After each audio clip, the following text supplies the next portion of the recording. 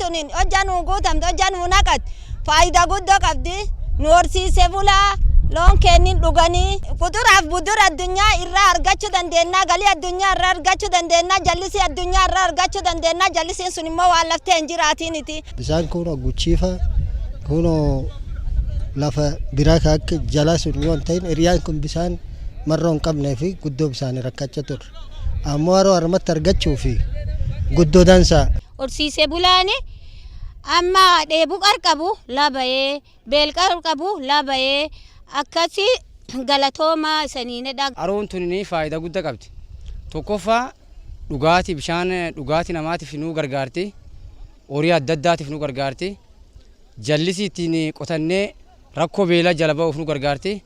Kanaafuu haroon tunni faayidaa baay'ee guddoo qabdi jedhanii gam kiyyaan. Bifa addaatiin kaisan gartan kan bisaan nama sa'aatii jallisiif akka ooluuf guyyaa har'aa waan geenneef irri deebi'ee ammallee bakka gammanne bishaan yoo argat marra barbaachisaa jechuudhaan lafa hektaar baay'ee ana elwayyee segenirrat saarit qarshii miliyoon 200 oliidhaan kan hojjetamaa jiru waan nu hojjetaniif maqaa kiyyaaf maqaa bulchiinsa godina Booranaatiin galatinaa galchaaf.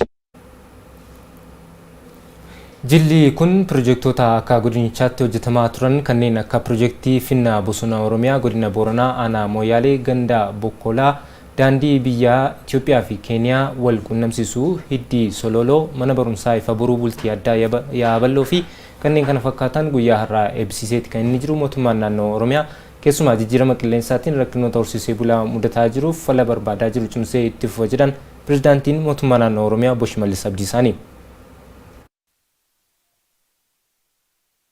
Mootummaan naannoo Oromiyaa keessattuu jiruuf jireenya horsiisee bulaa keenya jijjiiruudhaaf tarsiimoo adda ta'e qopheessee hojiitti kaa jira.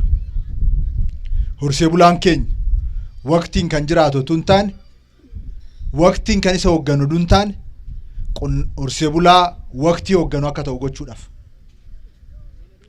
Amma ona waqtiidhaan socho'a horsiisee bulaan keenya.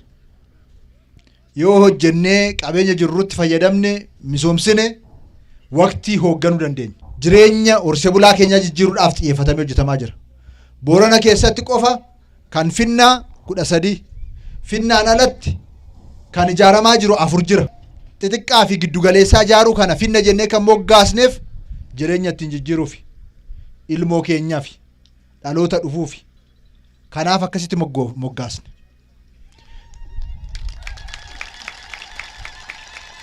Yeroo ammaa kana projektiin akka waliigalaatti 73 ijaarsa irratti argama. Jabaattanii bishaan kanatti akka gargaaramtan hidha kana immoo akka kunuunsitan waamicha kosiniif dhiyeessuun barbaada. Hin shakkina badhaadhinni milkaa badhaadhinni dhugooma jireenya uummata keenyaan jijjiirama.